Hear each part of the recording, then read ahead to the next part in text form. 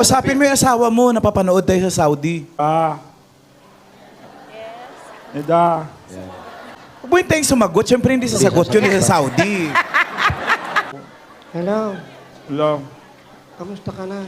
Okay naman. Yung mga bata. Nida, kausapin mo. Okay Ito, naman Apo. po yung... Okay lang yung mga bata. Hindi ko naman pinababayaan. Bakit ganyan parang nangangayayat? Nakikita ko sa TV.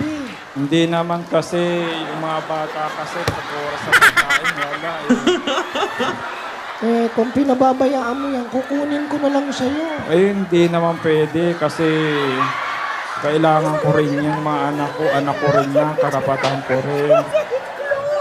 May tatanong lang ako sa'yo, huwag ka magalit ha. Ano yun? Mahal mo pa ba ako? Kung ano, meron pang natitira ako sa pagmamahal sa iyo pero ikaw lang.